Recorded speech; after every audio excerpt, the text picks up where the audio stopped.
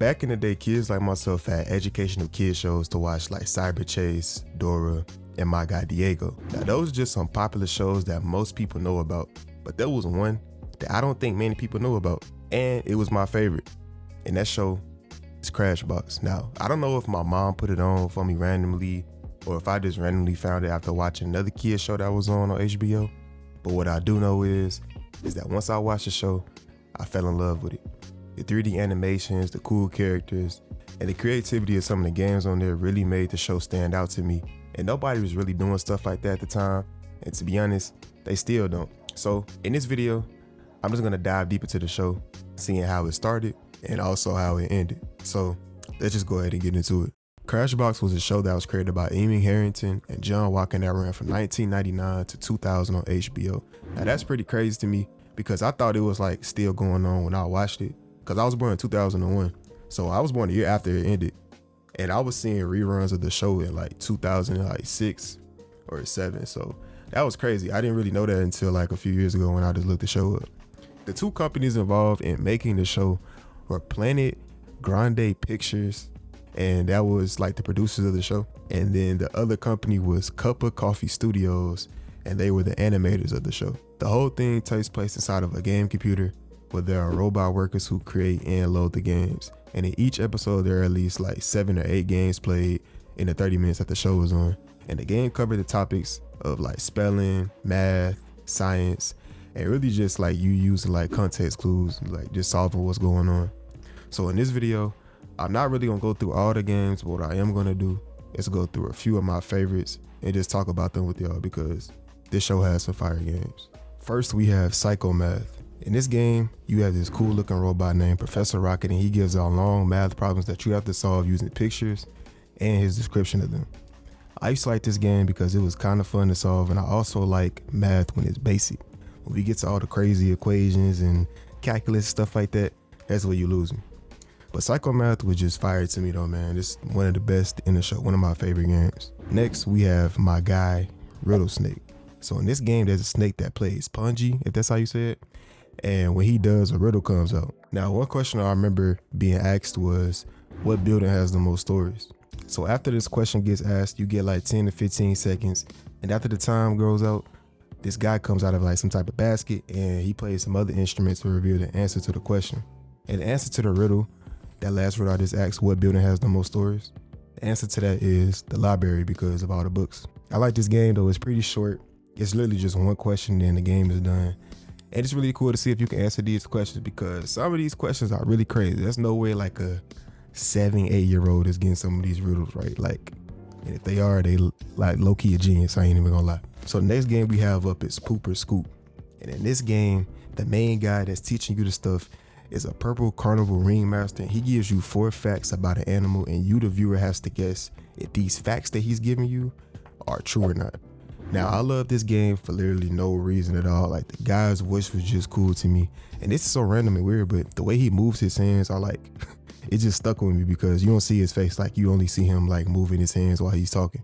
So for some reason, like every time I think of Crashbox, that pops up in my head. Pooper Scoop, like the game just pops in my head. I don't know why, it's just burned in my brain. But yeah, this is a great game. I really like this game. Every time this game pops up, I'm cool with it. So now we stepping into the last two, and this is GOAT territory. These are my 2 favorite games in this show. So next up, we got my GOAT, Revolting Slob. Now, Revolting Slob is a puppet that lives in an extremely dirty crib with a polite sounding lady in the background doing like a voiceover. Slob, but I'd like to teach the viewers a few new words. So, And in the game, the lady gives you a 3-answer multiple choice question, and the right answer describes whatever the Revolting Slob is doing or what he already did. So for example, let's say the Revolting Slob broke a mirror, right? So the first question would be, well, the first answer would be sad, second would be like happy, and the third one would be mad. If you broke a mirror on purpose, you're not happy, you're not sad, you would most likely be mad. So that's the answer. That's not in the show. That's just some random stuff that I just came with on the fly. So yeah, I used to really like this game as a kid, and I used to just really like this character. I used to really like the Revolting Slob. There's no real reason behind it. I just did. He just really resonated with me. I don't know. I was like 6 years old, and I used to just, every time the Revolting Slob came on, I was happy. I don't know why. So now we're moving on to the next game, which is my favorite game in the show. And I'm gonna just let my guy just say it.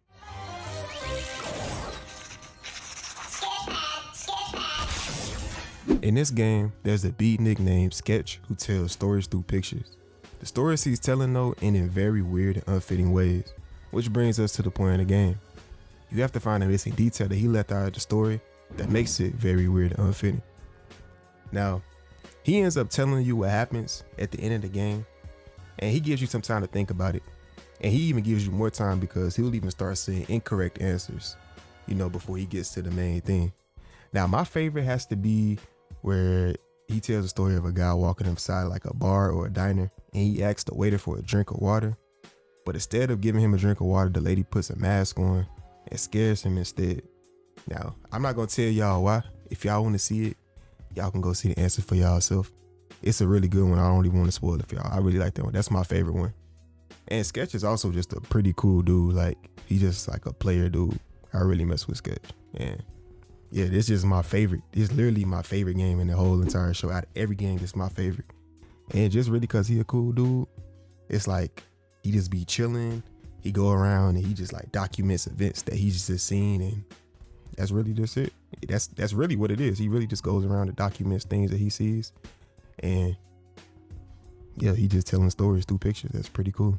I know I left a lot of people's favorites out, like Distraction News, 80 Boy, that's my guy by the way. And I also left out Captain Bones. I like Captain Bones too. That's my guy too. But that's not really intentional, man. The other ones, they just resonated with me more as a kid, and I still am attached to them to this day. Every time I think of Crashbox, I think of those 5 I just named. They just always gonna be burned to my brain. So now with all these iconic games and with how popular the show was, you would think that it would have lasted longer than 1 year. Now, I did my research. I didn't go too deep in for no hours now. I did like a cool little 5-10 minute research, and I tried to find out why the show stopped, like why they only lasted for 1 year. And it really didn't give me an answer. Like, I always just thought it got canceled when I found out how long it was out. I just thought it got canceled, but I don't think it did. I think they only wanted to just do 1 season, like not 1 season, but just that. I think it was 2. I don't even know how many seasons it was. They just wanted to do that, and then after that, they was done. They ain't want to do any more. I'm assuming because they could easily come back and do a reboot today. But hey, man, I guess I don't know. I'm really just rambling right now. But I really couldn't find a surefire way. I don't know how it ended. I'ma just say like the contract was out and they just didn't renew it. They didn't want to keep going. And yeah, maybe it was something behind the scenes though. We'll never really know why it ended. But yeah, if you know why it ended and you 100%, let me know in the comments because I really, really want to know. But sadly, that's the end of the video. I never really thought that I'd be doing like a video on this channel about a show that I watched as a kid, but like here we are. I'm not even talking about games. It's a gaming channel. I'm really just doing anything. It's pretty crazy.